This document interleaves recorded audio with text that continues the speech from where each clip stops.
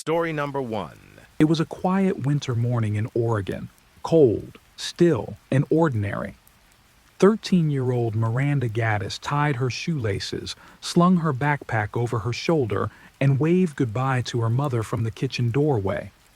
She was supposed to meet her friends at the bus stop, like every other school day. But this morning would be different.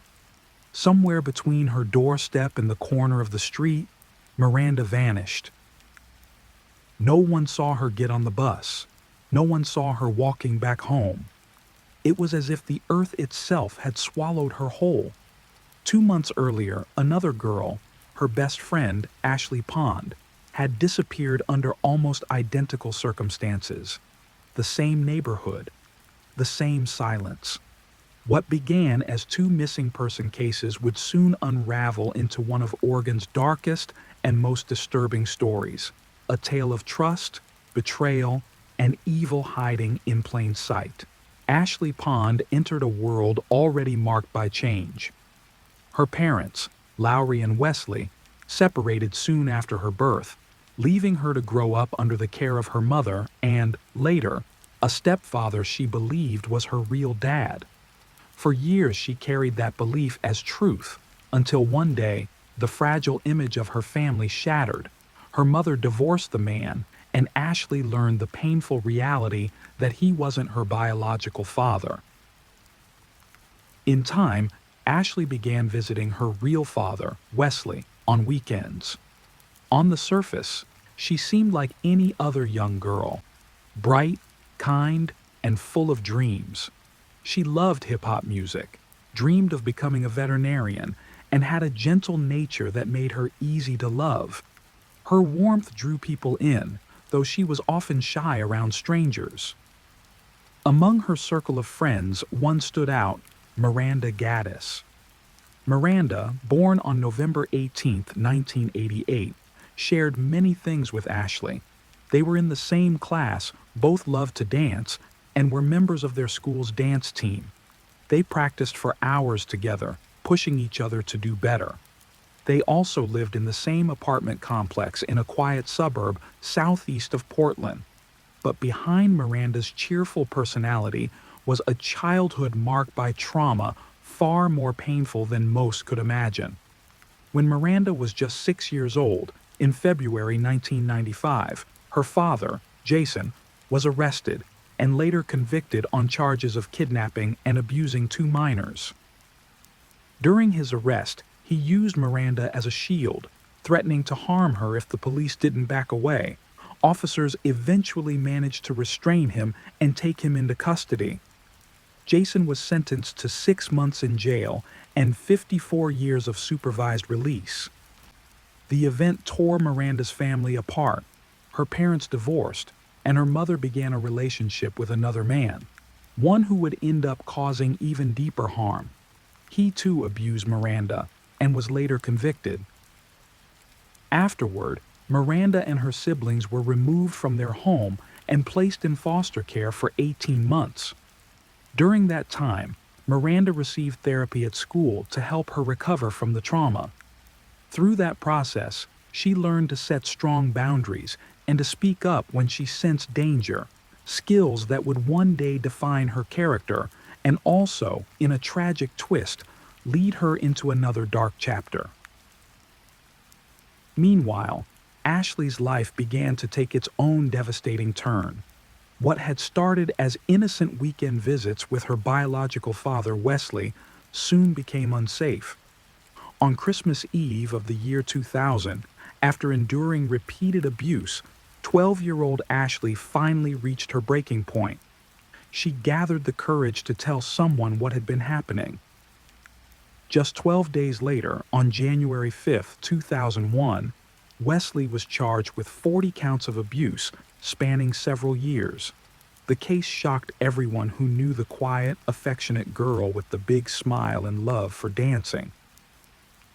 Around the same time, a new family moved into the same apartment complex where Ashley and Miranda lived.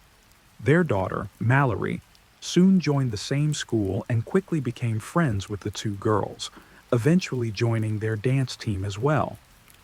Mallory's family included her 19-year-old brother, Francis, and her father, Ward Weber III, along with his partner. It was Ward, Mallory's father, whose presence would later prove pivotal in this story.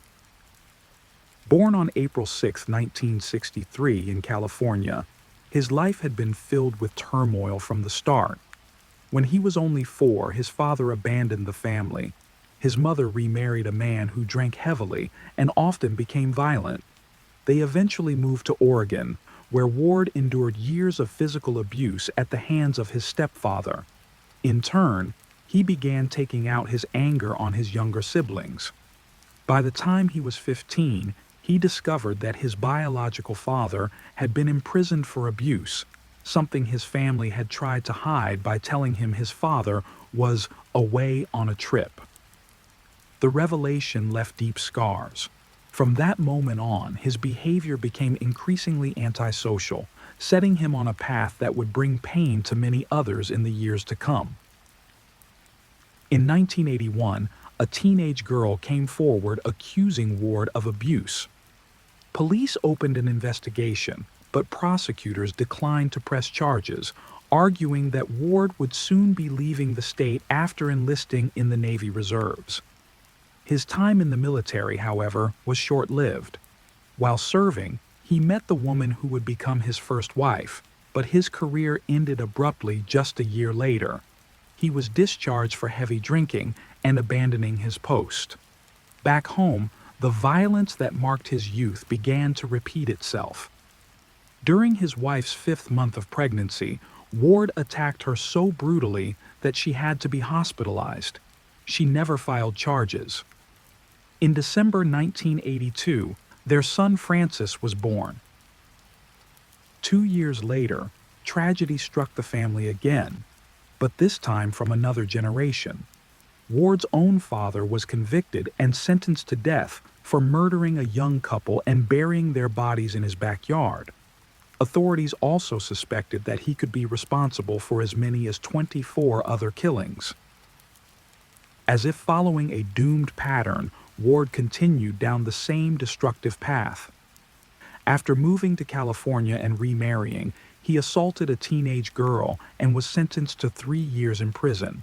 Upon his release, he settled in Oregon, where he started a small shop with his wife and had more children.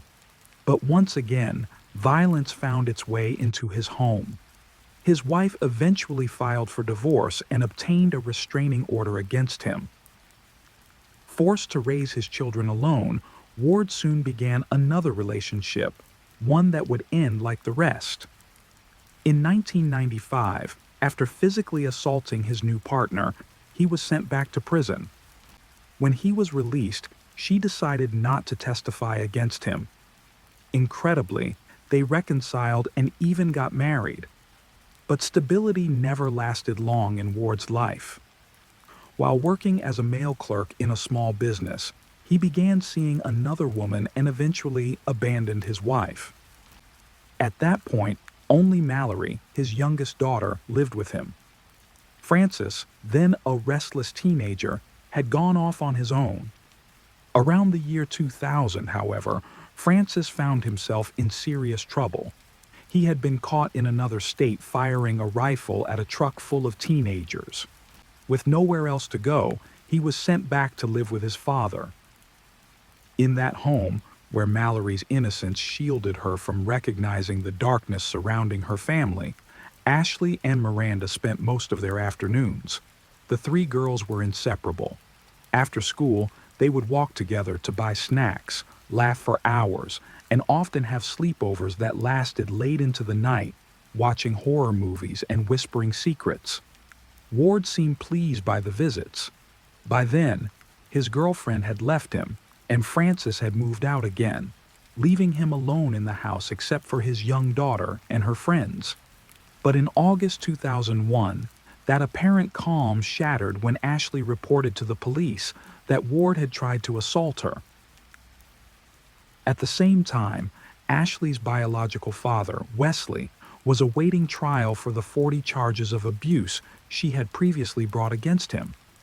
Desperate to avoid prison, Wesley and his attorney crafted a strategy not based on innocence, but on discrediting Ashley, painting her as unstable and prone to lying. When Wesley learned that his daughter had now accused Ward of assault, he wasted no time. He passed the information to his lawyer, who immediately questioned Ward about it. Ward's response was chilling. He told them he would testify in favor of Wesley and accuse Ashley of making everything up. These manipulative tactics, combined with the defense team's relentless efforts to destroy the girl's credibility, worked. In a plea deal favorable to Wesley, prosecutors dropped all but one charge. He received only 120 months of probation. Ward, on the other hand, faced no legal consequences at all. No one realized on that grim day, when Wesley and his lawyer celebrated their so-called victory, that Ward now felt empowered and enraged. He was free to take revenge on the 12-year-old who had dared to speak out. Then came the morning of January 9th, 2002. Ashley left her home to walk to the nearby bus stop, as she did every school day. But that morning, she never arrived. Her trail vanished completely. Despite having no history of running away, police quickly labeled her a runaway case. No large-scale search was organized, and no serious investigation began. Among the friends who joined the family-led search efforts was Miranda. At first, she felt afraid, an unease she couldn't explain, a sense that something far darker was at play. And sadly, she was right. At first, Miranda tried to convince herself that Ashley really had run away. It seemed like the only explanation. After all, Ashley hadn't called anyone, not even her best friends, Miranda or Mallory. Still, something inside Miranda felt uneasy. As the days passed and no one heard from Ashley, that unease turned into fear. The story began to spread through the community, and soon local media picked it up. When interviewed, Miranda spoke about how painful and confusing it all was. To her, Ashley was like a sister. The school's dance team organized a fundraiser to offer a reward for any information that could lead to Ashley's return. Miranda decided to perform a solo routine as a tribute to her missing friend. The performance was set for March 23, 2002. But tragically, Miranda would never get the chance to perform it. On the morning of March 8th, everything seemed normal. Miranda's mother, Michelle, left for work after seeing her 13-year-old daughter in the kitchen getting ready for school. But just after 1:30 p.m., Michelle received a call from her eldest daughter. Miranda hadn't shown up for class. When she called the school to confirm, her worst fears began to take shape. Miranda hadn't attended any of her classes that day. Nearly 2 months had passed since Ashley's disappearance. This time, Michelle didn't hesitate. She immediately contacted authorities. The FBI stepped in, forming a special task force to search for both girls. At a press conference, an FBI spokesperson admitted that investigators now believe the two disappearances might be connected, and that foul play was likely involved. The agency announced a $50,000 reward for information leading to the girls' safe return or to the arrest of whoever was responsible. Posters with the girls' photos were plastered across Oregon, and soon the case made national and even international headlines. In front of countless cameras and microphones, both mothers, Michelle and Lowry, pleaded for help. Michelle insisted her daughter would never have willingly gone with a stranger. Lowry, who had stayed quiet for weeks after losing her daughter, finally spoke publicly, breaking down as she begged for answers. By mid-March, FBI profilers had arrived in the area to assist local authorities. On television, agents urged residents to stay alert and to pay attention to certain behaviors. Someone new in the neighborhood, a person showing signs of increased drinking or drug use, or someone who seemed unusually restless, staying up all night. They didn't say why, but the message was clear. The danger might be closer than anyone imagined. Fear quickly spread through the neighborhood. The once lively community, filled with children playing outside and mothers chatting on their porches, turned silent and tense. Parents didn't know what to be afraid of. Was there a stranger lurking near the bus stop? Or was it someone familiar, someone who had knocked on doors that very morning after Michelle had left for work? Some families couldn't bear the uncertainty and decided to move away altogether. One neighbor voiced what many others were thinking. She told reporters she agreed with the mothers. It had to be someone they knew. If a stranger had snatched the girls violently, someone would have seen or heard something. But Ashley and Miranda had seemed to vanish into thin air. Reporters kept digging. Among them was a local journalist who began to sense inconsistencies in the investigation. Two early tips guided her toward a man who had been close to both girls, Ward. When the journalist reached out, Ward agreed without hesitation. Eager to appear innocent, he even invited her into his home and encouraged her to record the conversation. Sitting calmly on his couch, he smiled as he denied knowing anything about the missing girls. His demeanor was disturbingly relaxed. Ward admitted that his past and his connection to both Ashley and Miranda made him an obvious suspect, but he insisted he had nothing to hide. Without being prompted, he brought up Ashley's accusation against him, even referencing his own father's violent criminal history. He claimed he wasn't afraid of the FBI and said they could investigate him all they wanted. When the journalist asked where he had been during the girls' disappearances, Ward said simply that he'd been at home. Before leaving, she requested a tour of the house. Ward agreed and began showing her around, starting with the bedrooms. What she didn't know was that behind those calm smiles and confident words, the truth was far darker than anyone could have imagined. As the interview continued, the journalist followed Ward outside to the backyard. He kept talking casually as they stepped onto a patch of freshly poured concrete. The reporter couldn't help but recall the rumors that had been circulating among neighbors. Whispers about that strange new slab behind his house.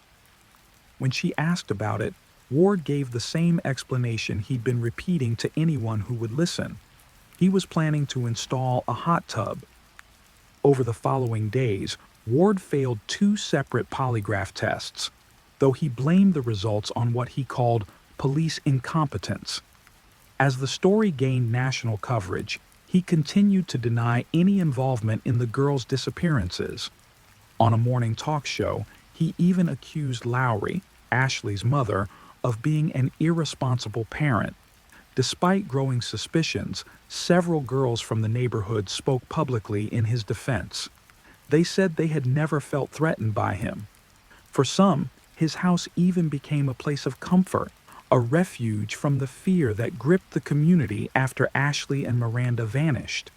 Ironically, because police and reporters were constantly around his property, it seemed to them the safest place to be. To outsiders, Ward appeared quiet and guarded, but Mallory, his daughter, adored him. She couldn't imagine that her father was capable of doing anything truly terrible.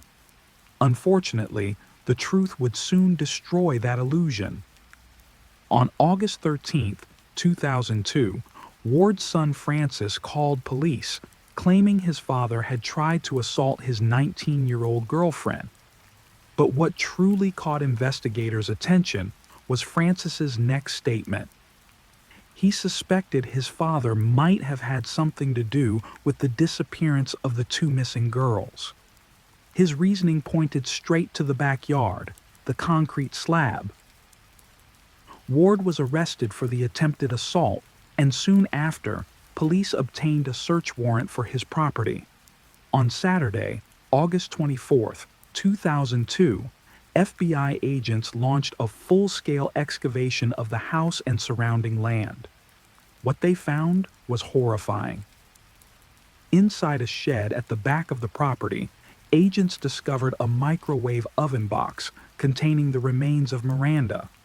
The next day, they unearthed Ashley's body, hidden beneath the concrete slab in a 200-liter metal barrel, carefully buried and sealed. Both girls were identified through dental records. Investigators learned that 3 days after Miranda went missing, Ward had hired his own son to help prepare the ground for that same concrete slab. Francis dug a large pit, placed metal barrels in it, and covered them with dirt, never suspecting what his father intended to do next. When Miranda disappeared, Ward told his son he would finish the work alone. The discovery sent shockwaves through the community. Friends, relatives, and neighbors gathered for a candlelight vigil across the street. Miranda's older sister stayed silent, hidden beneath the hood of her sweatshirt. When she briefly lifted it, her pale face and swollen eyes revealed the unbearable weight of grief her family carried. Meanwhile, Michelle reminded reporters that everyone was also deeply worried about Mallory, who had been placed in temporary state custody following her father's arrest. No one had seen her all weekend. Michelle said she couldn't imagine the torment Mallory must be feeling, mourning her best friends while beginning to realize that her own father might have been responsible. On October 2, 2002, Ward was formally charged with abuse, desecration of a corpse, and 6 counts of aggravated murder. Though there were only 2 victims, state law allowed multiple murder charges under different aggravating circumstances. His bail was set at $1 million. From his jail cell, Ward continued to fight. In several interviews, he claimed he was being framed and even showed reporters documents he said proved prosecutors had no direct evidence against him. He accused police of hiding proof that the girls had been killed by members of a drug and biker gang, a bizarre conspiracy theory. Some of his documents did reveal investigative gaps, such as autopsies failing to establish exactly how or when the girls died. Still, the district attorney maintained that the circumstantial evidence was strong enough to convict. As the months passed, Ward's confidence began to crumble. After his televised jail interviews, prosecutors imposed a gag order to stop him from speaking to the media. Soon after, his defense attorneys requested to withdraw from the case, claiming he had stopped communicating with them. When the court denied that request, they argued that their client was mentally unfit to stand trial. During the hearing, Ward sat silently, head bowed. He was sent to the Oregon State Hospital for evaluation. After a short period, doctors declared him competent, and the case resumed. At the August 25, 2003 hearing, the court announced that the trial would be moved to another jurisdiction to ensure impartiality. Ward didn't even attend, showing complete detachment, or perhaps resignation. Finally, in September 2004, during a public court session covered by national media, Ward pleaded guilty to the most serious charges and chose not to contest the rest. He remained silent throughout, answering only direct questions from the judge. Thanks to a plea agreement, he avoided the death penalty and was sentenced to 2 consecutive life terms without the possibility of parole. Years later, in 2009, Miranda's younger sister visited Ward twice in prison, searching for answers and closure. During those visits, he confessed, not only to killing Miranda and Ashley, but also to planning to murder her next. He told her that on the morning Miranda disappeared, she had walked up the hill toward the bus stop and accidentally witnessed something he was doing. Terrified, she was manipulated into his control. Ward said he used Ashley as bait to lure Miranda closer before carrying out his final deception. As for Ashley, he admitted killing her because he feared she would report him for abuse, a fear that, tragically, became the motive for 2 innocent girls' deaths. Story number 2. Born on August 17, 1995, in the quaint English village of Stewartby, Alexander Gerald Skeel entered the world facing immense odds. He and his twin brother Luke were born prematurely, Alexander weighing barely 1 kilogram. Immediately after birth, he was placed in intensive care, fighting for survival. His early days were filled with surgeries and uncertainty, yet he pulled through. Once he overcame his fragile health, Alexander found solace in an unexpected place: soccer. The sport became more than a hobby. It was an escape, a source of joy that carried him through childhood. He played regularly, especially on weekends, when the pressures of life seemed to disappear on the field. Though sociable and surrounded by friends, Alexander had little interest in dating. Romantic relationships simply weren't a priority. That changed dramatically at 16, just after finishing secondary school. It was then that he met the girl who would alter the course of his life, Jordan Worth. Jordan was born in April 1995 and was known for her quiet strength and deep compassion. From a young age, she dedicated herself to helping others, volunteering at animal shelters and fundraising for African children. Like Alexander, she was deeply involved in sports, excelling in gymnastics. Her academic dedication and kind heart earned her admiration from teachers and peers alike.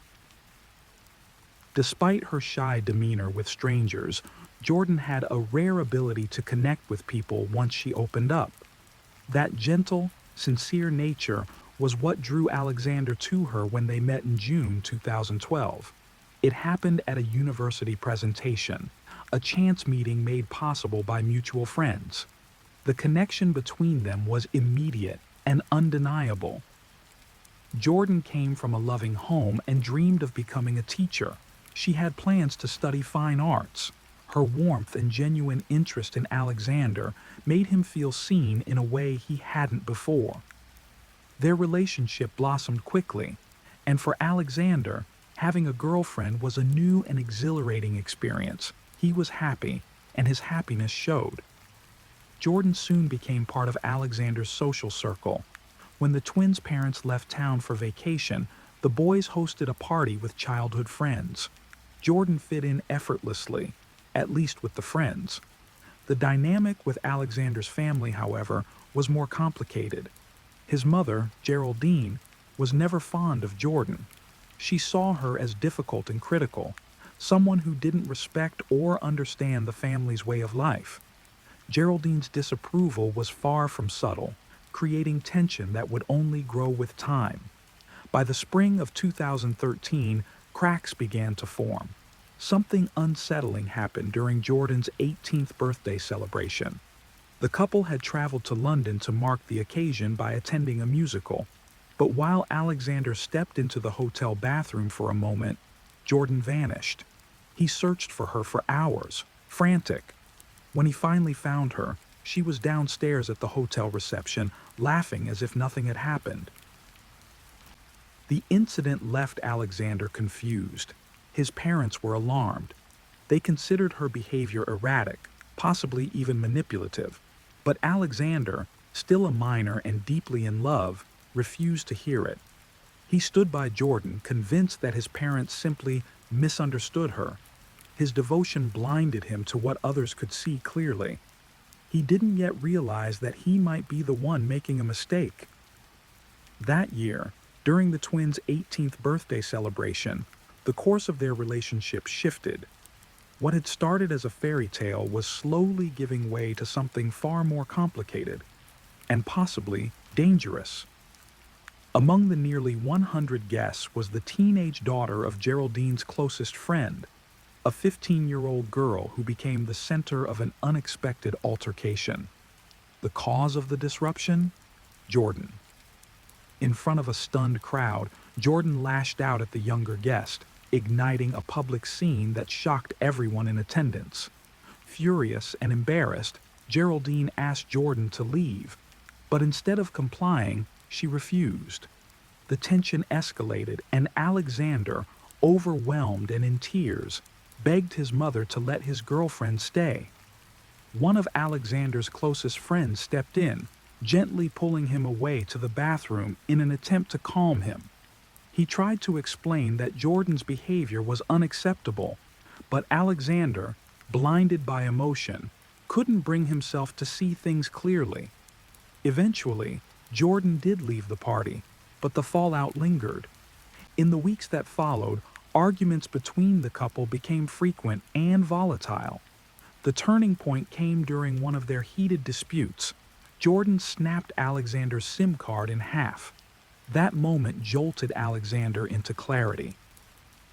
The warnings from his family, the tension, the manipulation, it all suddenly made sense. He realized the relationship had become toxic, and for the sake of his well-being, he ended it, convinced it was the right choice for both of them. But peace didn't last long. Just months later, Jordan reappeared with shocking news. She was pregnant. Despite the emotional weight of the announcement, Alexander remained calm. He was willing to step up as a father, but made it clear he had no intention of reviving the romance. Following that firm stance, Jordan vanished. An entire year passed without contact until 2014, when she sent a message to Geraldine introducing a newborn named Thomas, born in May of that year. Jordan arrived at the family home with the baby in her arms. Geraldine, initially cautious, was immediately taken by her grandson. But when Alexander found out his mother had welcomed Jordan into their home, he was angry. He didn't understand how his mother could let her back in, yet Geraldine stood firm. She loved her son, but she also wanted a place in her grandson's life. Eventually, she persuaded Alexander to meet Thomas, assuring him that Jordan would not be present. Nervous and uncertain, Alexander asked his grandfather, Gerald, who he was extremely close to accompany him for emotional support. Seeing his son for the first time changed everything. In that moment, Alexander decided he wanted to be involved. He wanted to be a father. This choice led to renewed contact with Jordan. Surprisingly, she appeared calmer, more grounded, transformed by motherhood. What began as co-parenting gradually shifted into something deeper. Their bond rekindled, and in early 2015, they announced their reconciliation. But not everyone welcomed the news. Shortly after getting back together, Jordan once again crossed paths with the girl she had attacked during Alexander's birthday celebration. Without hesitation, she repeated the assault, triggering another crisis. This time, Geraldine had had enough. She issued an ultimatum. This behavior would no longer be tolerated. But Jordan responded with an ultimatum of her own. Alexander had to choose his family or his son. Faced with unbearable pressure and feeling a duty to protect Thomas, Alexander chose his son. In May 2015, he and Jordan moved into her parents' home. At just 19 years old, Alexander's world changed completely. He became isolated from his family and lifelong friends. But this separation was not entirely by choice. Behind closed doors, Jordan began to tighten her grip. She dictated what Alexander wore, how he styled his hair, and who he spoke to. She even began messaging his loved ones using his phone, pretending to be him, to push them away. Eventually, she changed his number altogether. Over time, Jordan's control became all-consuming. The relationship had morphed into something far darker than anyone could have predicted, and Alexander, once full of promise and freedom, found himself trapped in a life where his choices no longer felt like his own. What began as emotional control soon spiraled into a pattern of relentless psychological abuse. Jordan often accused Alexander of being unfaithful, insisting, without proof, that he was secretly messaging other women. These false claims became routine, each one a calculated attack on his confidence and independence. But one incident crossed a line that few could imagine. She told him his grandfather, Gerald, his lifelong anchor, had died. The news came, she said, from a message passed through her own mother. Alexander broke down completely. For hours he wept, devastated by the thought of losing the man who had helped raise him. But after watching him suffer in silence, Jordan casually admitted it had all been a lie. The death never happened. It was just another tactic, another way to remind him that love in her world came with punishment. This kind of emotional torment became Alexander's daily reality. His connection to his support system, his family, his friends, faded as he sank deeper into isolation. In July 2016, seeking a fresh start, the couple moved out of Jordan's parents' house with their son, Thomas, hoping to build an independent family life. For a short while, things appeared to improve. In their new home, with a child to care for, they decided to try for another baby. Not long after, Jordan became pregnant again. The announcement brought hope. Briefly. The calm didn't last. Control soon tightened into a chokehold. Jordan took Alexander's wallet, broke his phone, and forbade him from working. He had to quit his job as a youth football coach, a role he loved. Every part of his life was now under surveillance. She made him attend every one of her university classes at the University of Hertfordshire, convinced he'd use the time alone to visit his parents. Even his online identity wasn't his own. Friends began to notice a new social media profile under his name, one filled with angry, hateful messages that didn't sound like him. Their suspicions were right. Jordan was behind it, crafting a digital version of Alexander to keep others away. Soon, psychological torment gave way to physical violence. During a visit to a local fair, Jordan forced Alexander to swallow an entire pack of sleeping pills, punishment, she claimed, for a betrayal that existed only in her imagination. Thankfully, the dosage wasn't lethal, but the intent was clear. She wanted to erase him, piece by piece. Food became another tool of control. She began withholding meals, and Alexander's weight dropped to alarming levels. When he tried to stand up for himself, she twisted the narrative, making him believe the problem was him, that he was the reason for their suffering. At night, the torment escalated. She waited for him to fall asleep, then struck him on the head with a glass bottle she kept by the bed. Once startled awake, she would interrogate him with strange questions, tearing at what was left of his emotional stability. Jordan's violence became indiscriminate. She used whatever she could find: glass bottles, clothing, wooden sticks, even a hairbrush. One day, while driving together, she turned suddenly and struck Alexander in the mouth with that brush, shattering one of his teeth. In agony and desperation, he yanked it out himself, but it didn't end there. As time went on, the attacks grew more vicious. Jordan began using knives to make superficial cuts on his body, always stopping just short of causing serious harm, but never without leaving scars. The violence was escalating. By early 2017, Alexander was nearly unrecognizable, physically and emotionally drained, a shell of the young man he once was. No one from his family knew where he was. They hadn't seen him, hadn't heard from him. Until one day, in February 2017, he managed to make a single, desperate call. He reached out to the one person who had always protected him, his grandfather, Gerald. That call changed everything.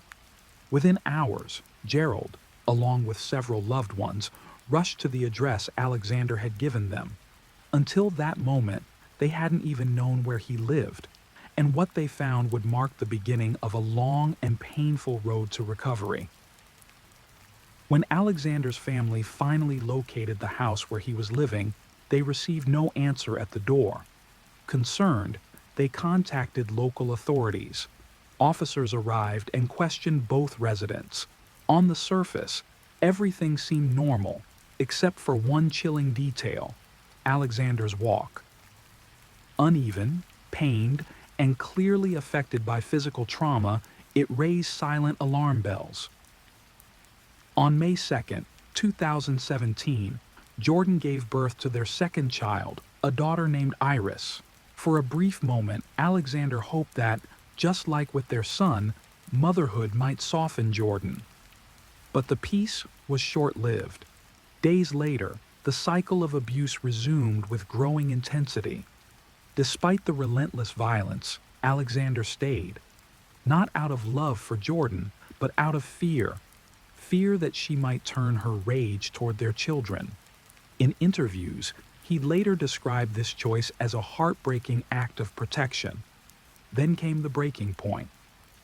In late May 2017, Jordan threw boiling water at Alexander during a heated argument, cornering him in their home. Scalded and in agony, he begged to sit in a cold bath. She allowed it, only to drag him out moments later, threatening to burn him again if he disobeyed her. The following days were the worst of his life. Then, in early June, she attacked him with a serrated bread knife. Bloodied and with deep cuts on his hands, Alexander tried to bandage the wounds using a football sock. A neighbor, alarmed by screams echoing from the house, called emergency services. But when authorities arrived, Alexander did what so many victims do. He blamed himself. Jordan stood behind him, calm and composed, telling officers that Alexander had a tendency to self-harm. Just days later, on June 10th, 2017, the police returned, this time for a welfare check. An officer, immediately struck by Alexander's visible injuries, managed to pull him aside and ask him to speak privately in the patrol car. Though hesitant, Alexander finally opened up. After years of silent suffering, he told the truth. That day marked the end of his nightmare. Jordan was arrested on suspicion of assault. Alexander was taken to a safe location and given a proper meal, the first in months. Medical professionals were stunned by his condition. He was severely malnourished, his body breaking down. Doctors warned he had less than 10 days to live if he hadn't been rescued. They also discovered he had developed hydrocephalus, fluid buildup in the brain, caused by repeated blunt force trauma to the head. During her police interrogation, Jordan denied everything. She claimed Alexander had chosen to isolate himself from his family. But her own words betrayed her. She casually described her methods of abuse, objects she used, how she wielded them, reenacting scenes with a disturbing lack of remorse. On September 28, 2017, 17 charges were formally filed against her, including grievous bodily harm and coercive control, an offense only recently recognized under UK law. At her trial in April 2018, Jordan pleaded guilty to all counts. But Alexander believed it wasn't out of remorse, it was strategy. She seemed more affected by the fact that she'd been caught than by the damage she'd done. Later that month, she was sentenced to 7.5 years in prison for serious bodily harm, with an additional 6 months for coercive control. The sentence was to be served concurrently, and she was placed under an indefinite restraining order. Her conviction was historic. Jordan became the first woman in the UK to be sentenced for coercive control since the offense was codified in 2015. For Alexander, the verdict brought both relief and sadness. Years of trauma had distorted his emotional compass, but in that moment, he felt a long overdue release. Justice, at last. In June 2018, a review of Jordan's sentence was requested on grounds that it was unduly lenient. But the court upheld the original punishment.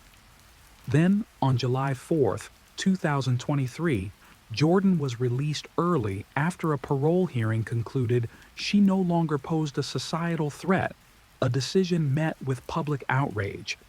Many believed it failed to reflect the true scale of her crimes.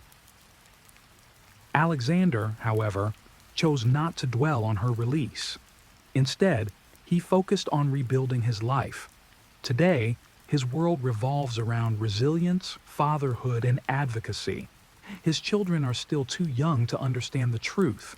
He's preserved every court record, every document, so one day, when they're ready, he can tell them the story himself.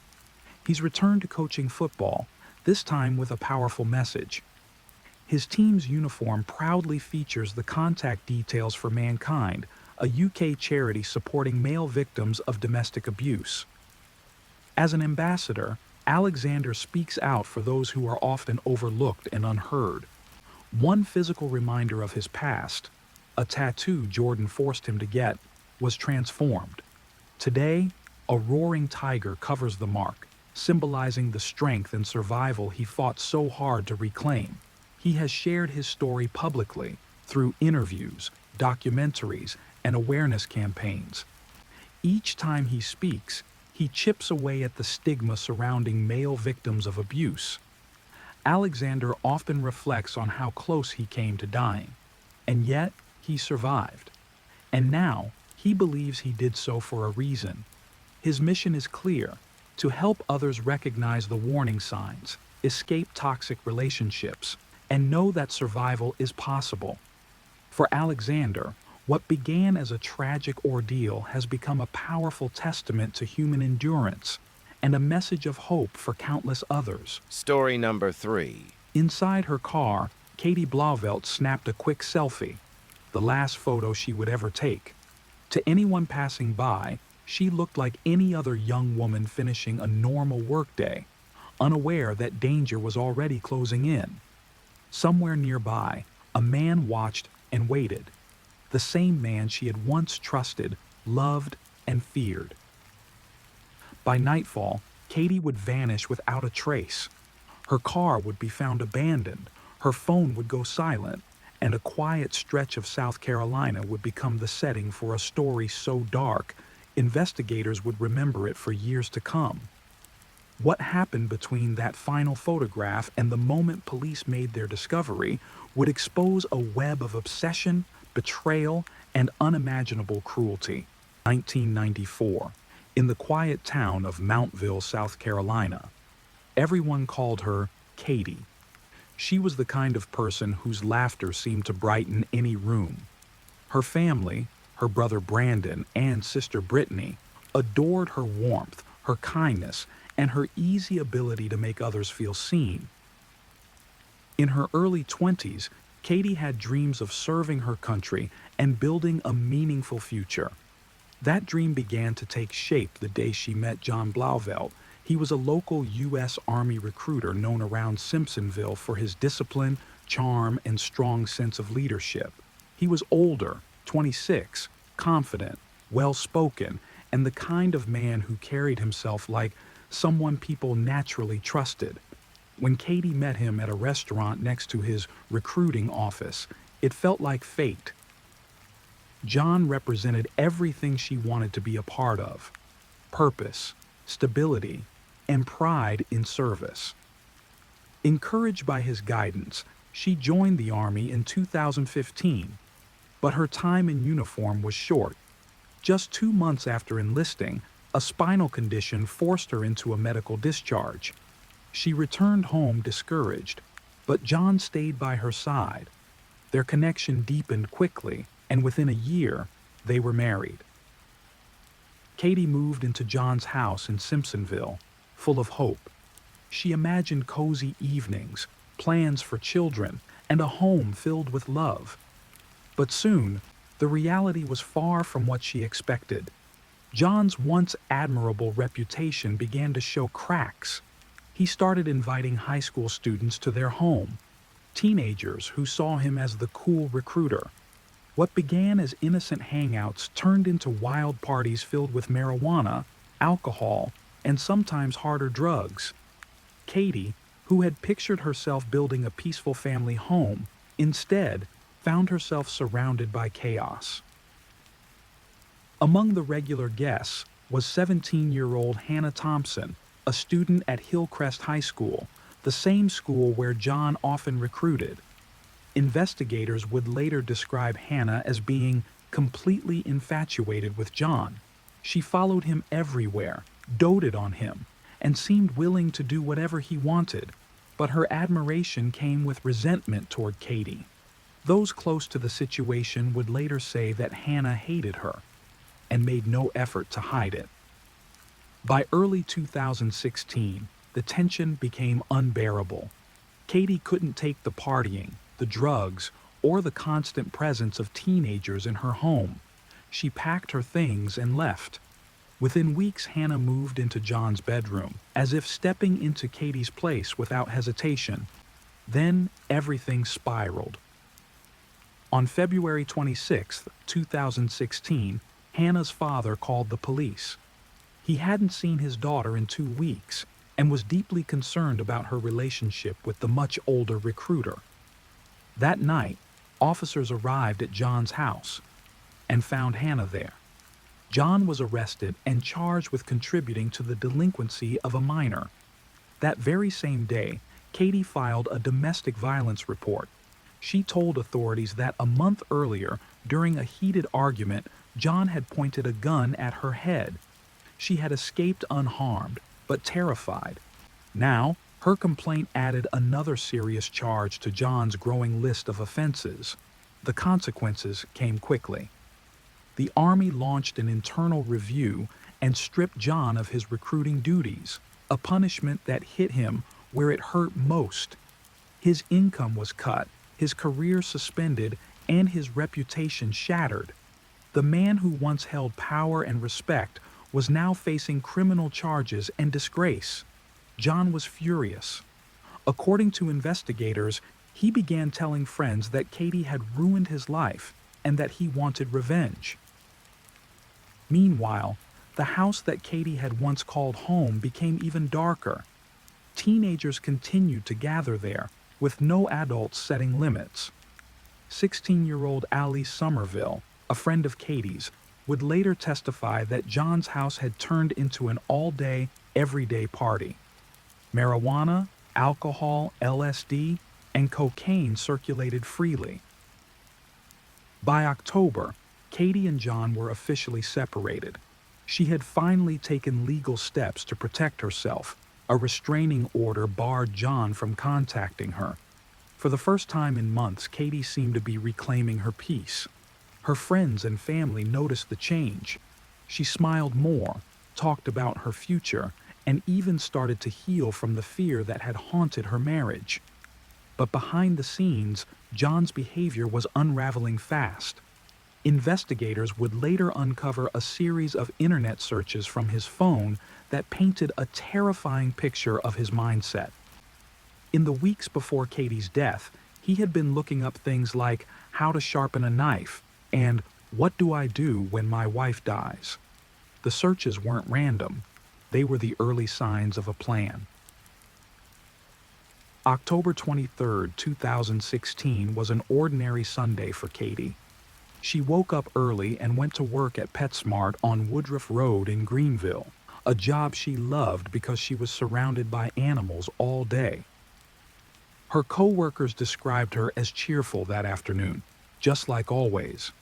At around 2:15 p.m., she clocked out and left for the last time. She was supposed to meet friends later that evening but never arrived. When calls and texts went unanswered, her family grew alarmed. Katie wasn't the type to disappear or ignore people she loved. By nightfall, her parents reported her missing. What they didn't know was that earlier that afternoon, Hannah Thompson, the same teenage girl who had once lived in Katie's house and who was now deeply entangled with John, had driven him to Woodruff Road. According to arrest warrants, she dropped him off near Katie's workplace. Hours later, at 4:17 p.m., Katie's phone registered its final activity, a simple selfie taken inside her car. She looked calm, unaware. Her estranged husband was nearby, waiting in the shadows. At 5:03 p.m., John called Hannah. 1 minute later, he sent her a Snapchat message that said, "Check out your Snapchat." The message itself was deleted from his phone, but investigators believe it showed evidence of what had just happened. evidence too gruesome to ever recover. Not far from the city, on the outskirts of Simpsonville, an old abandoned farmhouse stood quiet and forgotten. The property had been empty for over 20 years, a place local kids used to explore out of curiosity. Katie knew it too. She had played there as a child. But on that October evening, it became the site of her final moments. Inside that farmhouse, John attacked her. Evidence later revealed that Katie fought back fiercely. DNA was found beneath her fingernails, proof of her desperate struggle to survive. But John was stronger. He overpowered her and stabbed her to death. After the murder, he dragged her body through a small basement window and shoved it into a rectangular concrete box in the center of the basement, a cold, hidden tomb. Then, methodically, he cleaned up and left. To cover his tracks, John drove Katie's car to a parking lot on Whitehorse Road and abandoned it there. Hannah followed in another car, helping him escape the scene. Surveillance footage from nearby businesses would later capture the exact moment Katie's vehicle was left behind, silent, lifeless, and alone. For 2 days, Katie's loved ones lived in agony. Her mother, Patricia, told reporters she felt a deep dread, as if she already knew something terrible had happened. Police had launched a full search, but with every passing hour, hope faded. Then, in the early hours of October 26, 2016, came the discovery that would end the search and break everyone's hearts. Just after midnight, detectives received a call that led them to the abandoned farmhouse. A mutual friend of both Katie and John, named Wayne Roper, had gone there himself to look for her. What he found in the basement was a scene of horror beyond imagination. Wayne later recounted how he had searched the upstairs rooms first, calling out her name, then descended into the basement. There, inside the old concrete box, he found her. Within a minute, he was on the phone with police. When investigators descended into the basement of the old farmhouse, even their years of experience couldn't have prepared them for what they found. The air was heavy, still, and cold. The kind of silence that only follows something unthinkable. In the center of the basement stood a large rectangular concrete box, a crude, forgotten structure that had sat untouched for decades. Inside it, they found the body of Katie. She was just 5 feet, 1 inch tall. A teeny little thing, as her mother, Patricia, always called her. When Patricia learned what had happened to her daughter, the grief was beyond words. She was left hollow, struggling to understand how someone so kind and full of life could meet such a violent end. Katie had loved animals, laughter, and the simple joys of everyday life. And now she was gone. Detectives then turned to the person who should have been most affected, her ex-husband, John. But from the moment they approached him, something felt wrong. His demeanor was distant and unnervingly calm. He didn't ask where Katie had been found or what had happened to her. There was no visible sign of grief or disbelief, only a detached response focused on himself. The investigators noticed the absence of any genuine emotion. It seemed as though John felt nothing at all. No sorrow, no regret, not even surprise. When investigators interviewed him again a week later, his coldness remained. He spoke of Katie with indifference, reducing her to a minor figure from his past rather than the woman he had married. It was clear to everyone in the room that something about his behavior didn't align with that of a grieving ex-husband. It aligned with that of a man hiding something much darker. When asked whether he had gone to the funeral home to see her body, he said he had, and that he brought Hannah Thompson with him. The statement stunned investigators. It wasn't just inappropriate. It showed a disturbing lack of boundaries and remorse. Still, Suspicion wasn't enough. Detectives knew they needed hard evidence before they could arrest him. But before they could act, John made his next move, one that would turn the case into a years-long manhunt. He ran. Taking his red car, John vanished. Alongside him was 17-year-old Hannah Thompson, the same girl who had once idolized him, the same one who had helped orchestrate the events leading to Katie's death. For law enforcement, this was deeply alarming. If John had been capable of murdering his own wife, what would stop him from harming Hannah too?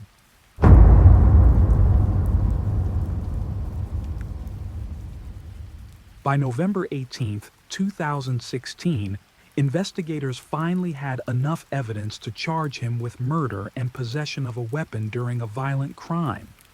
But by then, he was already long gone, a fugitive on the run. That same day, Hannah's parents reported her missing. The teenager who had once been a love-struck high school girl was now running across the country with a suspected killer. Back in Simpsonville, detectives continued to piece together the evidence John had left behind. What emerged was a clear and chilling portrait of premeditated murder, one fueled by vengeance, control, and rage. His phone records told a story of careful planning and obsession. Beyond his earlier searches for how to sharpen a knife and what do I do when my wife dies, John had also looked up when can police tap your phone? Between October 18th and November 1st, he had repeatedly searched for his own name and Katie's in news articles, watching how the investigation unfolded.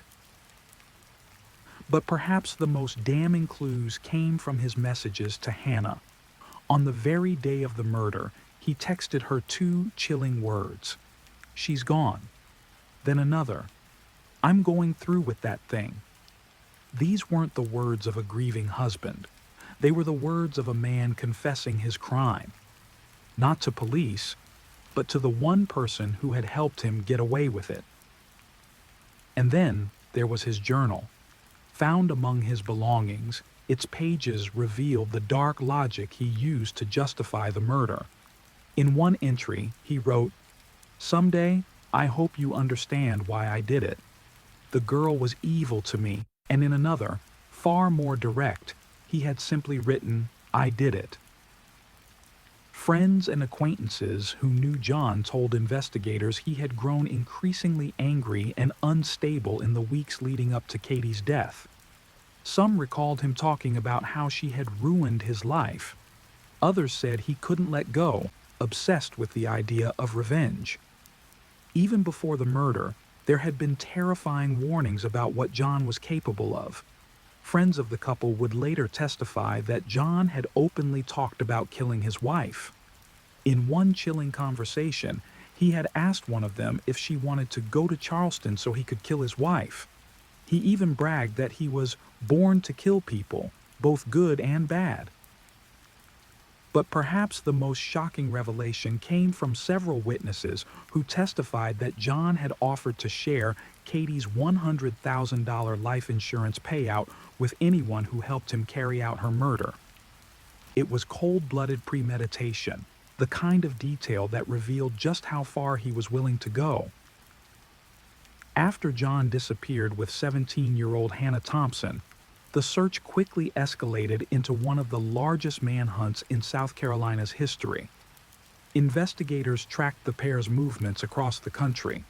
They were last seen in Las Cruces, New Mexico, on November 15, 2016. From there, the trail went dark. As evidence later showed, John and Hannah drifted through Alabama, Texas, and California, living as a homeless couple and staying off the grid. John's military training in survival and combat tactics made him a particularly elusive fugitive. He knew how to vanish, how to cover his tracks, how to live unseen.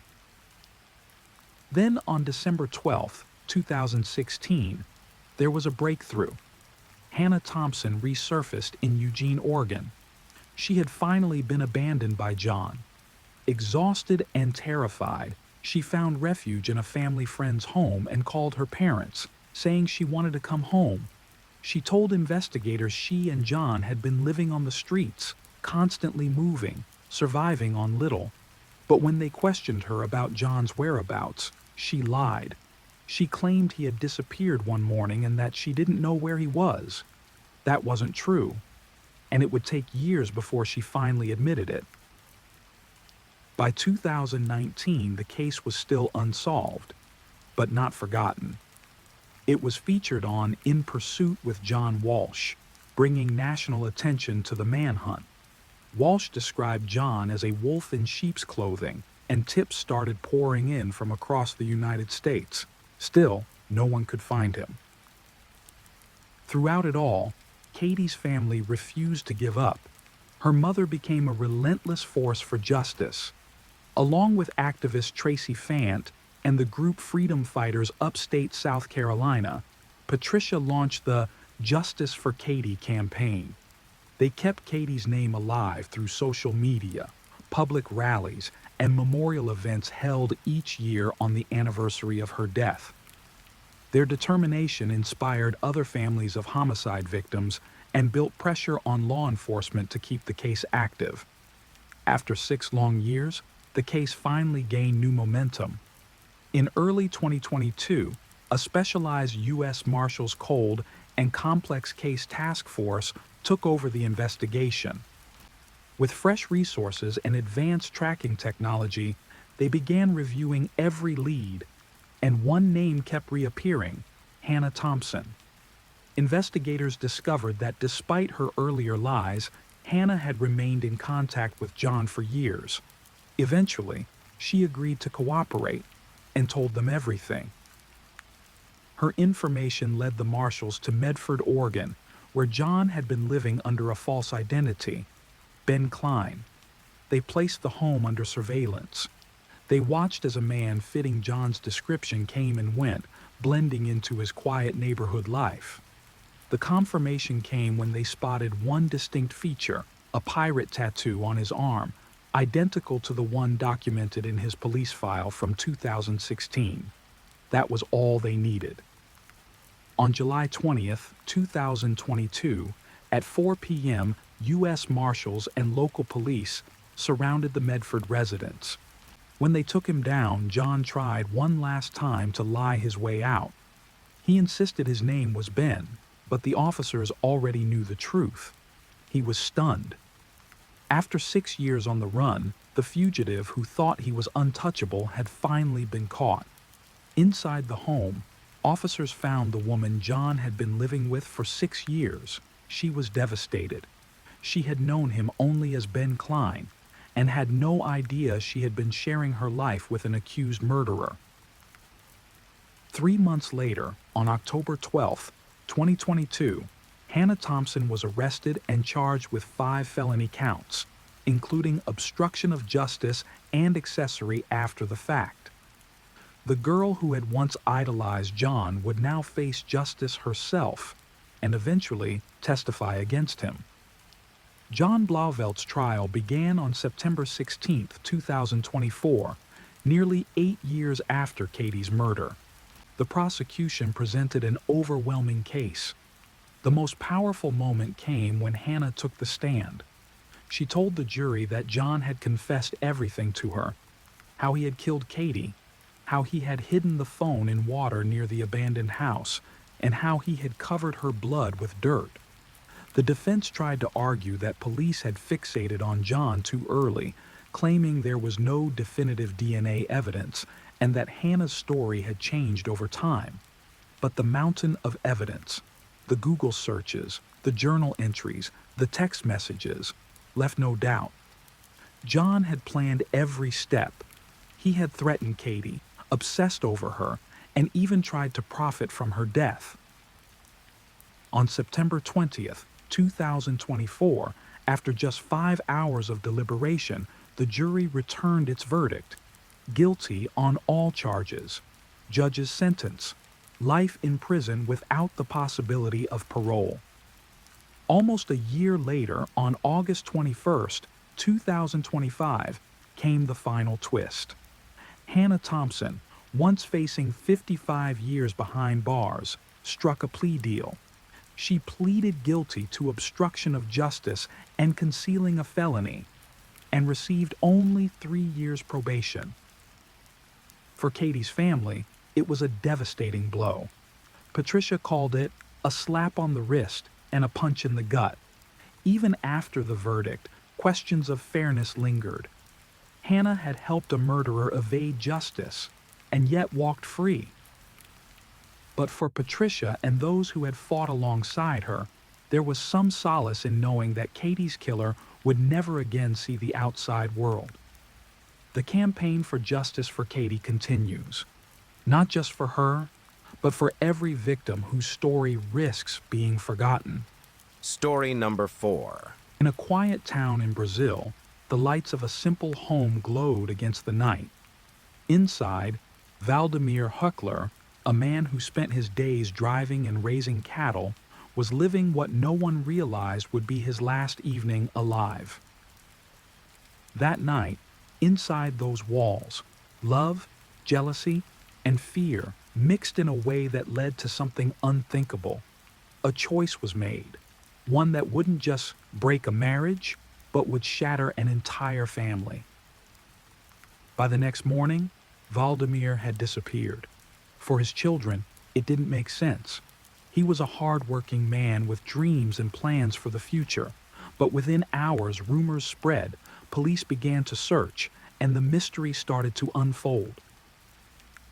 What really happened in that house on November 14th? And how did a family story turn into one of betrayal and tragedy?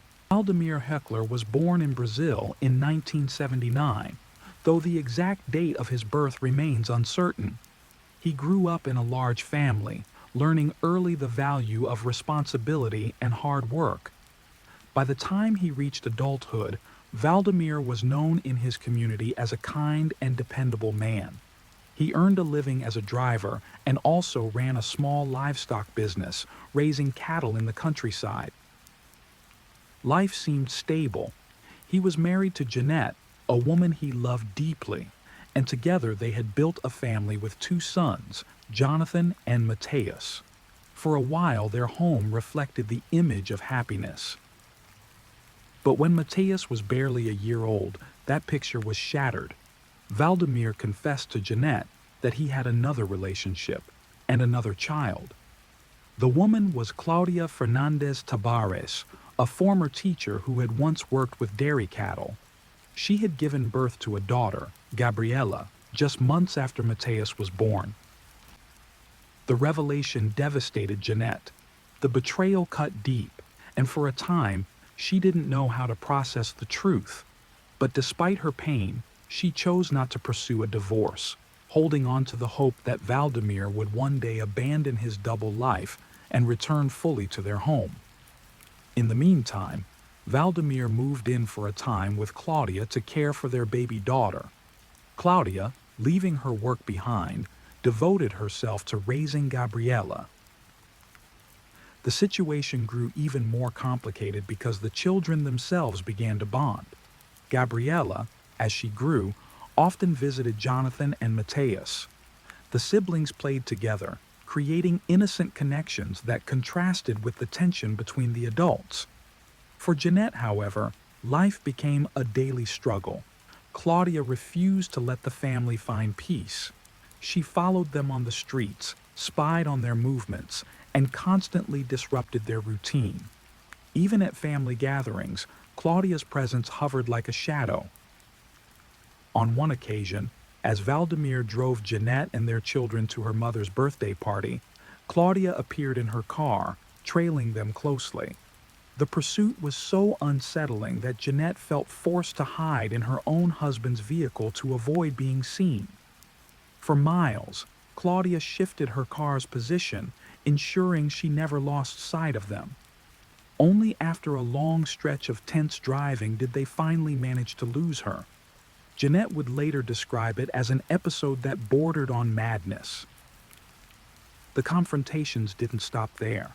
Claudia showed up at private homes where Valdemir and Jeanette tried to spend quiet evenings with friends. On more than one occasion, her sudden arrival forced Valdemir into hiding to avoid scandal. Her obsession with controlling him grew stronger, and she could not accept the fact that he continued to see Jeanette, the woman she saw as her rival. The harassment even extended into their most private spaces. Claudia called their home relentlessly, taking advantage of the fact that caller ID was not yet common. Anyone who picked up the phone, including Jeanette's mother, was met with threats, mockery, and cruel words. Claudia boasted about her relationship with Valdemir and demeaned Jeanette, claiming she was only useful for housework and that her husband felt disgust toward her. Yet, according to Jeanette, those words never matched the reality she lived with him. Eventually, the strain became unbearable. Exhausted and unable to tolerate the constant intrusion, Jeanette made a heartbreaking decision. She gathered Valdemir's belongings and left them at Claudia's door, effectively forcing him to leave their home. From that day forward, Valdemir lived with Claudia. Still, his ties to his sons remained.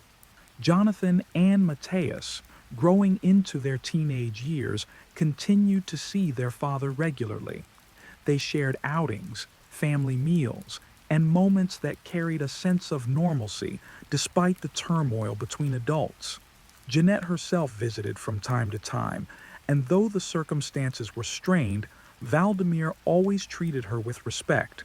Financially and emotionally, he continued to provide for his children, ensuring they never lacked support. As the years passed, the fractured family found a delicate balance.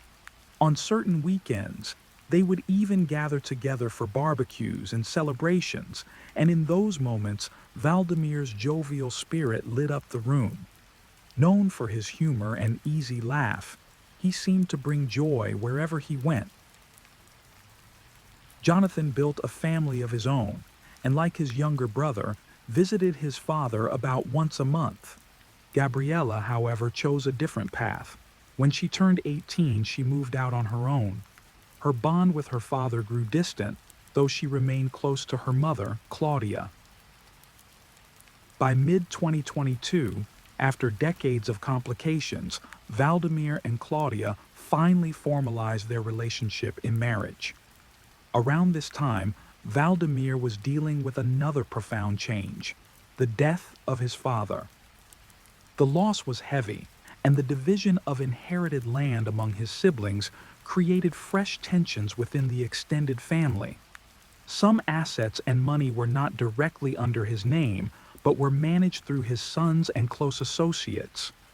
Despite the difficulties, Valdemir maintained a steady income as a driver, collected a pension, and continued with his livestock activities.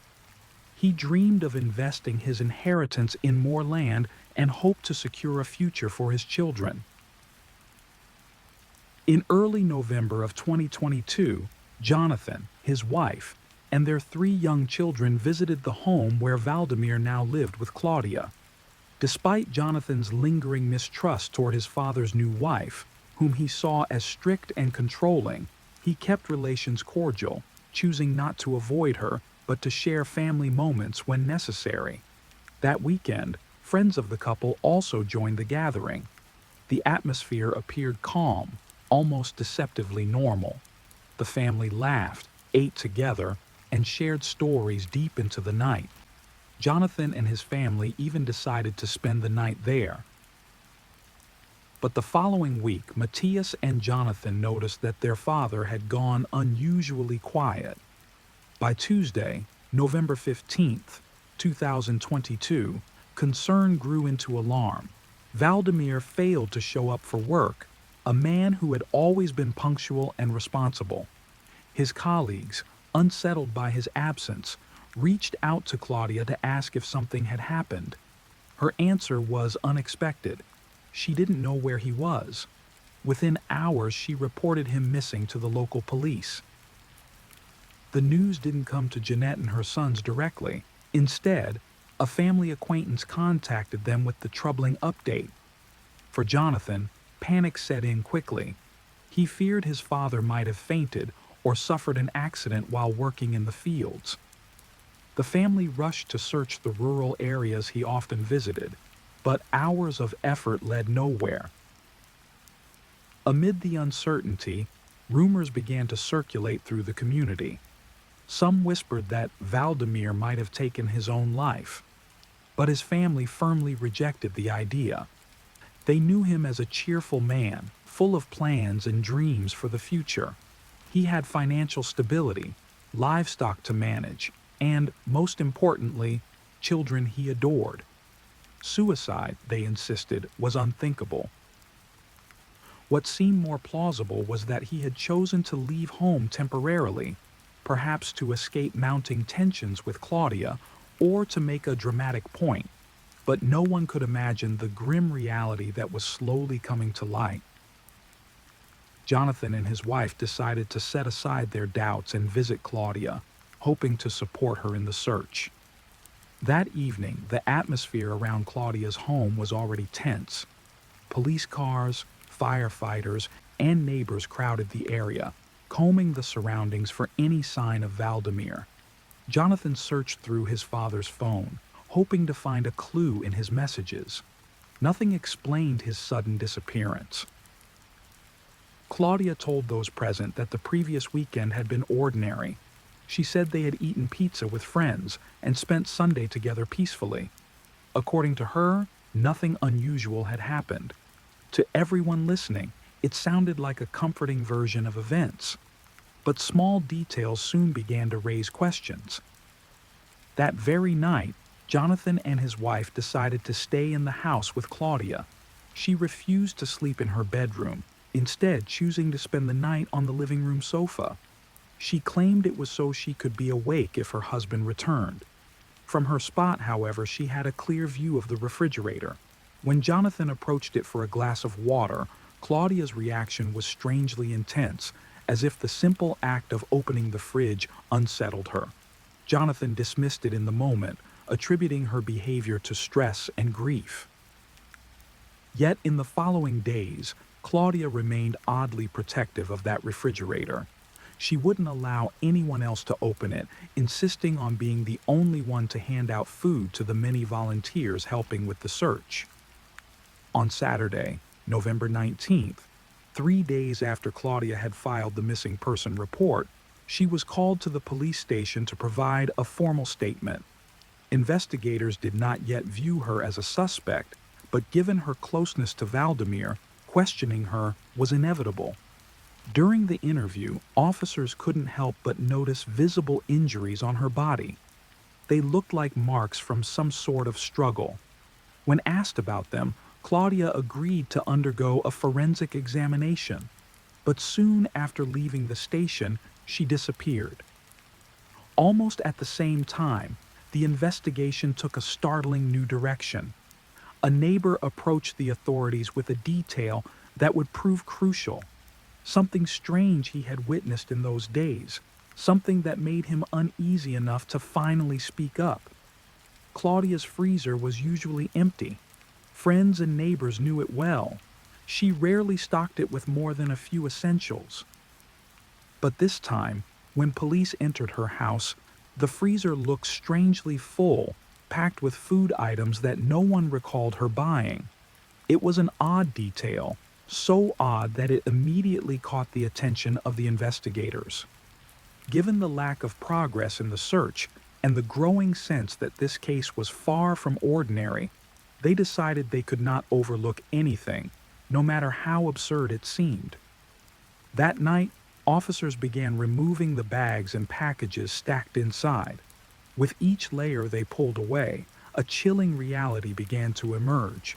Hidden beneath the frozen goods lay the lifeless body of Valdemir, just 43 years old, preserved in the cold and concealed in the very appliance Claudia had guarded so carefully. Preliminary findings suggested a grim scenario. Investigators believed Claudia had emptied the freezer, placed her husband's body inside, and then meticulously covered him with food to mask the crime. The discovery left the community in shock. Within hours, a warrant was issued for Claudia's arrest. As speculation spread, the search for Claudia seemed destined to be long and difficult. Yet the resolution was startlingly simple. Not long after the warrant was issued, she appeared at the police station herself. Before surrendering, she had even recorded a video that circulated on social media declaring that she would face whatever justice demanded. During interrogation, Claudia confessed to the crime. She claimed she had lived under constant threats, saying that Valdemir had repeatedly told her he would kill her. Convinced that he might eventually carry out those threats, she insisted she had acted in self-defense. According to her account, on the night of November 14th, 2022, she gave her husband a sleeping pill. When he lost consciousness, she bound his limbs as though handling livestock, drawing on her past experience on dairy farms. At one point, she said she hesitated, realizing what she was about to do. But the thought of her own life and the safety of her daughter pushed her to continue. She admitted to suffocating Valdemir with a plastic bag. Claudia added further details to paint a picture of a man consumed by jealousy. She recalled an incident 2 weeks before when Valdemir had slapped her in public, an episode she claimed was the breaking point. On the night of the killing, she said, he had forbidden her from going out with co-workers to a New Year's celebration, again asserting his control. In her version, the murder was not premeditated revenge, but a desperate act of survival. Afterward, she told investigators, she felt something she had not felt in years: freedom. Her defense attorney echoed this narrative, portraying her as a woman subjected to years of psychological and physical abuse. In front of television cameras, Claudia repeated the same message. It had been him or her, and she had no choice. But the evidence told a different story. The marks on her body, the inconsistencies in her testimony, and above all, the horrifying concealment of the body in the freezer painted a far more sinister picture. Authorities charged Claudia, then 40 years old, with aggravated homicide, concealment of a corpse, and making false statements. As her face appeared across news portals and flooded social media feeds, the case sparked a national debate in Brazil about domestic violence, mental health, and the blurred lines between victimhood and responsibility. For Valdemir's family, however, no explanation could soften the blow. The discovery created an irreversible fracture in their lives. Jonathan, in particular, was haunted by one image. During those frantic days of searching, when he and his wife had stayed in Claudia's house, she had insisted on serving food herself. She never let anyone else open the freezer. At the time, he thought it was an odd habit, but nothing more. Now, with the truth revealed, he could not stop replaying the scene in his mind. While volunteers gathered in the house to help, Claudia had walked calmly to the refrigerator, pulling out meals from the very place where his father lay hidden, frozen in silence. For Gabriela, the revelation was unbearable. She had lost her father in the most unimaginable way, and at the same time, the woman accused of killing him was her own mother. Shock mixed with loyalty. Despite the horror, despite the accusations, she tried to stand by Claudia, clinging to the only parent she had left. Jeanette, Jonathan, and Mateus understood that Gabriela was facing the greatest loss of all. Whatever their own grief, they could not ignore that she was a young woman suddenly left without a father and with a mother in custody. Claudia, however, maintained her position. She told investigators that she had acted to protect her daughter. She claimed that Valdemir had been jealous of the bond she shared with Gabriela, and that the young woman's decision to move away from home had been motivated by the toxic environment created by her father. Meanwhile, the practicalities of death unfolded in slow motion. The grim process of defrosting Valdemir's body took several days. His wake had to be delayed, forcing relatives to endure a drawn-out agony. When the date of the funeral finally arrived, what should have been an intimate farewell became a public spectacle. The media descended on the ceremony, drawn by the shocking details of the case. Cameras flashed as neighbors, friends, and strangers crowded outside, their curiosity fueled by morbid fascination. For the grieving family, the intrusion only deepened their pain. As the investigation progressed, authorities reached a firm conclusion. Claudia had acted with premeditation. Yet a lingering question troubled both police and the public. Had she acted alone, or did she have help? Some suspected an accomplice, someone who might have assisted in moving or hiding the body. But according to the civil police, all evidence pointed to Claudia working by herself. Even Valdemir's family, who initially doubted that she could have managed it alone, came to agree. If she had had help, they reasoned, the body would have been disposed of in a more conventional way, perhaps abandoned in a car or hidden in the countryside. The strange decision to use the freezer seemed to confirm that she acted out of fear of being seen, improvising under pressure. The motive, however, remained a subject of debate. As investigators probed Valdemir's reputation, they uncovered conflicting stories. One of his sisters had filed a complaint against him, accusing him of violent behavior. Yet when examined closely, that accusation appeared to be connected to long-standing disputes over the division of inherited land rather than domestic abuse. At the same time, records showed that Claudia herself had filed a complaint for domestic violence back in 2019. The incident, according to reports, occurred during a heated argument about Gabriella's wish to leave home and study in another city, a decision her father strongly opposed. Claudia helped her daughter move without Valdemir's permission, and when he returned to discover what had happened, tensions erupted. Later, he also accused Claudia of taking a large sum of money from the house, funds he believed were meant to finance Gabriella's move. Claudia insisted he had taken it himself. For Jeanette, these allegations were deeply painful to hear. She remained firm in her belief that Valdemir had never been physically abusive toward Claudia, and she described him as a man who always provided for his family. Another disturbing detail emerged.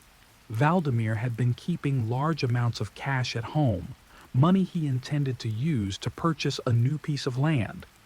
Friends testified that he had saved between $38,000 to $50,000 at the time. One of his brothers even claimed to have seen the money with his own eyes. In addition, Valdemir often deposited sums into accounts belonging to relatives or trusted acquaintances. These revelations added weight to suspicions that Claudia's motives may not have been solely about fear or survival. Family members suggested that Claudia may not have meticulously plotted the crime, but rather nurtured the thought over time, waiting for the right moment. They believed she acted before Valdemir could install new security cameras in their home, cameras that would have limited her movements and perhaps exposed her behavior. In August 2023, the case returned to public attention when a court in Santa Catarina granted Claudia conditional release under electronic monitoring. She was allowed to work in a construction factory during the day and as a cook in a restaurant at night while awaiting trial. The decision provoked outrage among many who saw it as a failure of justice. Soon after, however, the Superior Court of Justice overturned the ruling, citing the severity of the crime, the concealment of the body, and her attempt to mislead investigators. Claudia was once again placed in preventive detention. Her lawyer, undeterred, continued to defend her under a contingency arrangement, promising to collect fees only if she were acquitted. He publicly expressed confidence that Claudia trusted his work completely. As of now, no trial date has been set. The case of Valdemir Huckler remains one of the most shocking in recent Brazilian history. For Valdemir's loved ones, the tragedy left a permanent scar. The man they had loved and relied upon was gone, hidden in a place no one could have imagined, while the woman who claimed to love him most stood accused of ending his life. And so, the final question lingers in the air. Was Claudia truly a victim pushed to the edge by years of abuse? Or was this the calculated act of someone consumed by control and resentment? What justice does a crime like this deserve? And will Brazil ever truly deliver it? Story number 5. November 23rd, 2022, 2:11 a.m. A woman's scream broke the silence of the night. In a quiet apartment building in Tennessee, a neighbor woke up, startled. She heard loud footsteps, then a door slamming shut. After that, everything went quiet. Just a few minutes later, Jasmine Pace's mother got a strange message from her daughter's phone. It was just a location pin. No text, no explanation. At the time, no one realized how important that message would be. It led to a locked door, a missing girl, and a discovery no one was prepared for. This is the story of Jasmine Pace, and how one quiet night turned into something truly terrifying. Jasmine Pace was born on May 29, 2000, in the small city of Chattanooga, Tennessee. From the moment she entered the world, her parents, Travis and Katrina, felt there was something uniquely radiant about her. Her laughter was contagious, her energy uplifting. As she grew, that spark became a symbol of joy not only in her home, but also among those who knew her. She was the eldest of 4 siblings, Gabriel, Travis Jr., affectionately known as Austin, and Enoch. At first glance, the Pace family seemed tight-knit and full of life, but behind closed doors, cracks began to show. Eventually, Travis and Katrina separated and moved on with their lives. Katrina later remarried a construction businessman named Scott Ben. Together, they welcomed another child, Aiden. Despite the divorce, Jasmine maintained a loving relationship with her biological father and also bonded with her stepfather. But life had its own share of heartbreak waiting for her. At just 16 years old, Jasmine lost her younger brother Austin, who passed away in a hospital on August 31, 2016. He was only 14. Years later, Jasmine, now 21, was entering a phase of personal growth. She lived with her family, studied at university, and worked for her stepfather's construction company. Like many in her generation, she explored social apps to meet people. That's how she encountered Jason Chen. Jason was the same age as Jasmine. Born on November 9, 2000, he was a first-generation Chinese-American with strict parents, Mingyu Chen and Shu Fang, who emphasized education and hard work. He had graduated from Nolensville High School and was studying computer science at the same university as Jasmine. Though described as intelligent and quiet, Jason had a questionable reputation. He was known for creating fake social media profiles to impersonate other students, initiating conversations that started friendly but soon turned uncomfortable. He even invited classmates on dates under false identities. Still, Jasmine gave him a chance. Their relationship started in 2021, ended after a few months, but rekindled again in mid-2022. That October, they took a trip to Chicago. While the romance appeared steady from the outside, Jasmine never introduced Jason to her family, not officially. They were aware of him, but had never met him face to face. Later that year, tragedy struck again when Jasmine's great-grandmother passed away. The loss hit the entire family hard, especially Jasmine. That same night, she left the hospital seeking comfort. No one could have guessed that this moment of grief would lead to a chilling mystery. Soon after Jasmine left the hospital, Katrina received a strange message from her daughter. Jasmine claimed she was going away for a week with her friend Emma to South Carolina. The timing felt odd. She'd be missing the funeral and Thanksgiving, two events Jasmine had never skipped. But given the emotional turmoil, Katrina thought it might be Jasmine's way of coping. Days passed. Jasmine never showed up at the funeral. Thanksgiving came and went. No sign of her. Katrina grew increasingly alarmed. Calls and texts to Jasmine went unanswered. The messages she did receive didn't sound like her daughter at all. Emma, the friend Jasmine was supposedly with, confirmed she hadn't seen her in a while. Then, a disturbing post appeared on Jasmine's social media on Saturday, November 26th. It featured Jasmine in a black, revealing outfit with a caption about spending Thanksgiving with my baby. Her family knew immediately something was wrong. Jasmine never posted photos like that, especially not for the public, and the picture didn't show her newest tattoos, indicating it was old. More unsettling messages followed. Some friends received texts, allegedly from Jasmine, telling them to leave her alone, that she wanted space. But Katrina's instincts screamed otherwise. She and Jasmine spoke regularly. Silence wasn't normal. Desperate, the family went to the police. But without concrete proof of danger, authorities didn't take urgent action. So Katrina and her family took matters into their own hands.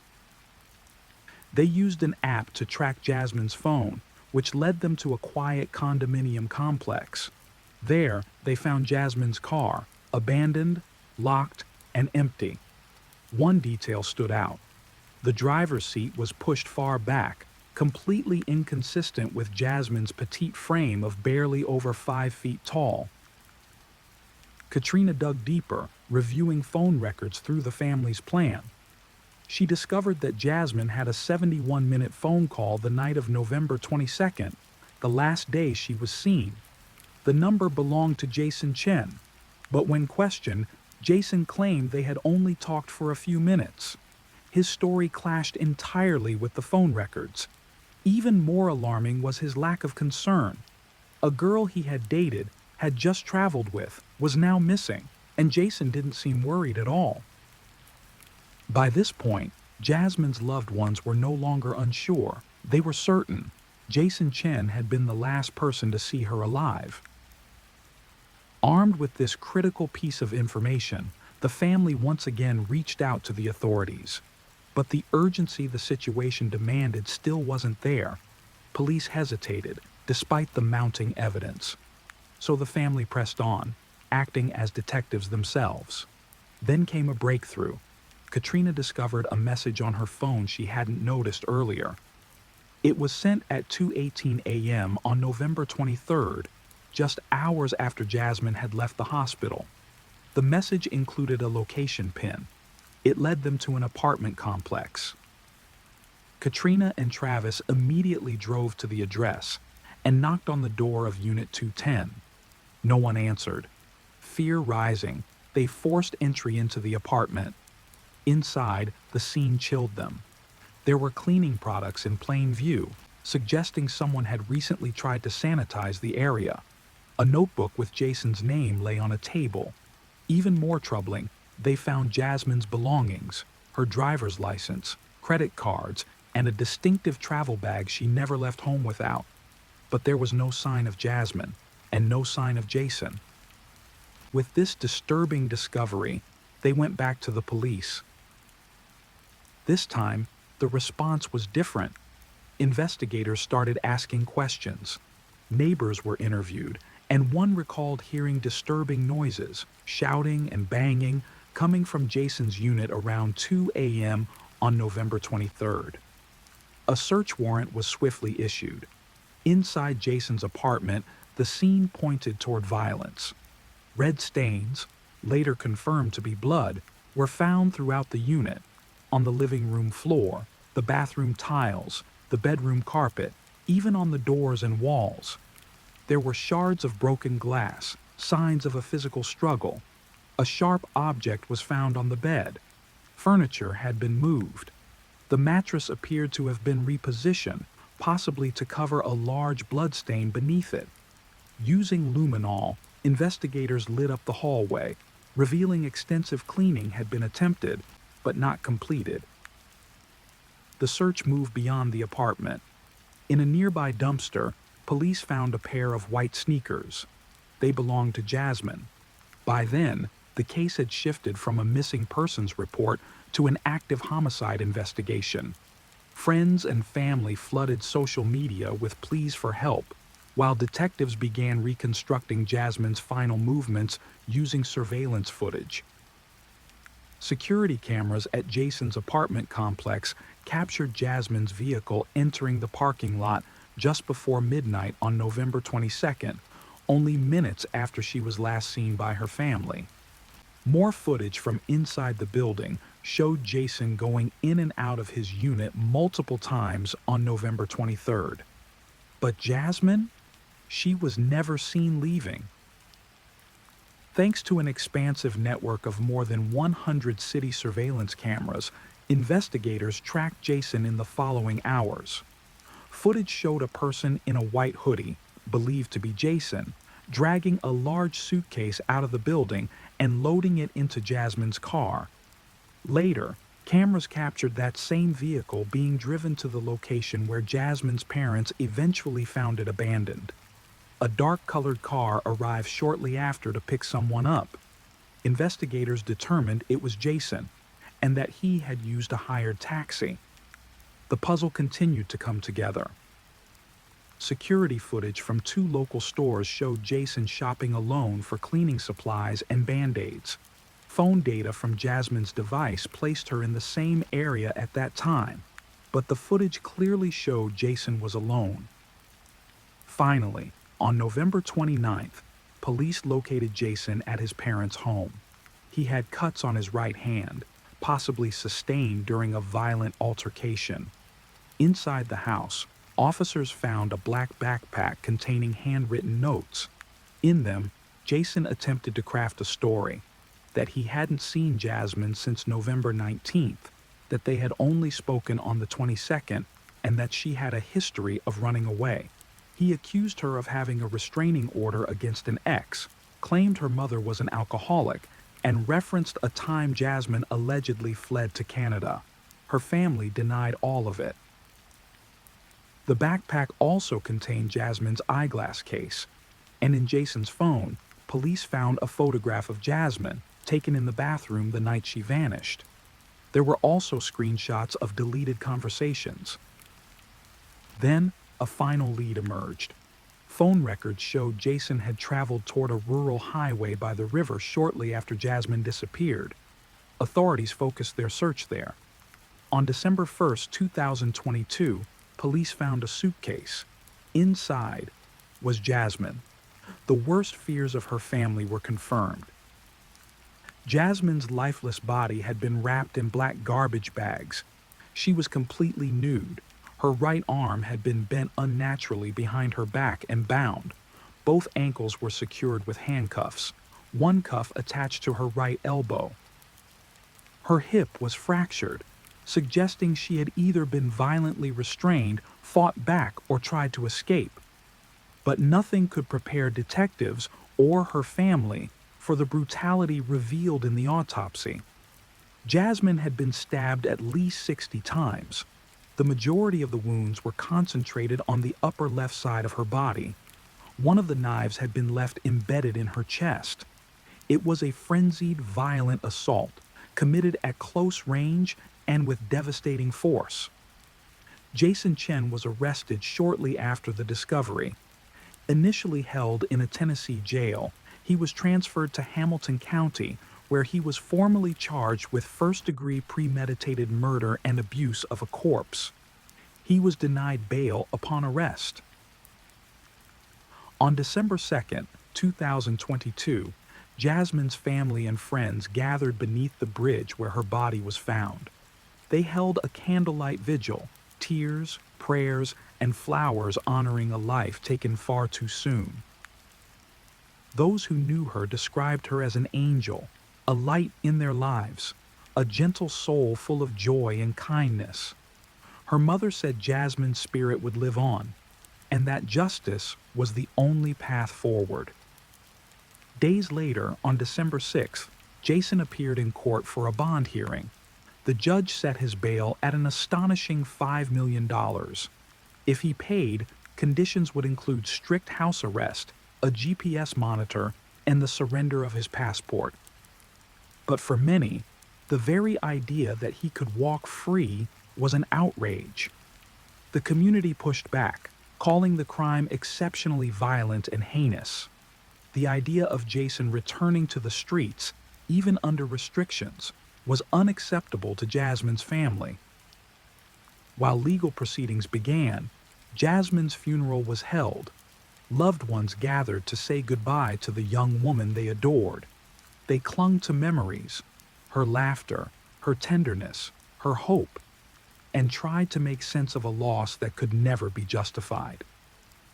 Then, on January 9, 2023, prosecutors unveiled chilling new details during the first formal hearing. They had constructed a complete timeline of the events before and after Jasmine's murder: surveillance footage, digital forensics, phone records, and Jason's own behavior painted a damning picture. In the hours following Jasmine's death, Jason had used her phone and credit card to log into her banking apps, her social media, and to post fake messages to make it seem like she was still alive. He even reached out to a woman on a dating app while Jasmine's body remained in his apartment. That very night, Jason organized a video game session, reportedly telling friends he just had to finish cleaning up his apartment first. Security footage also confirmed that Jason visited the Nashville airport shortly after Jasmine's disappearance. Though he never purchased a ticket, authorities believed he was attempting to flee, but backed out at the last moment. With the evidence compiled, prosecutors were confident: a solid digital footprint, a clear timeline, physical evidence. It all pointed to one horrifying truth. The trial began in January 2025, over 2 years after Jasmine's death. Due to the widespread media coverage, jurors were brought in from Nashville to ensure a fair process. Prosecutors laid it out clearly.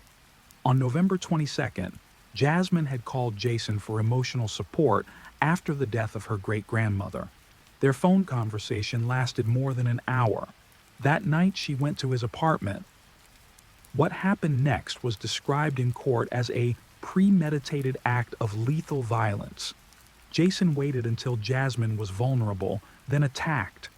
Evidence showed she had been stabbed while already on the ground, positioned fatally. All 60 wounds concentrated on one side of her body. The cuts on Jason's hand matched what would be expected from using a sharp weapon. His fingerprints were on the garbage bags that had encased Jasmine's body. In court, jurors were shown the blood-stained carpet, the suitcase, and even the broken tip of the knife still lodged in her body. Forensic downloads of Jason's phone revealed it all: the images, the deleted messages, the calculated attempts to craft a cover story, and then the final twist. On the afternoon of November 23rd, well after Jasmine was dead, Jason sent her a text. It read, "Are you ready for dinner tonight?" That single message shattered any defense he might have had. It wasn't just cruel, it was cold-blooded manipulation, a last-ditch effort to maintain the illusion that Jasmine was still alive. But the truth was already out, and justice was finally catching up to him. It wasn't long before authorities confirmed what Jasmine's family already feared: the messages sent from her phone, claiming she was going to South Carolina with her friend Emma, and later telling people to leave her alone, hadn't been written by her. Jason Chen had sent them after taking her life.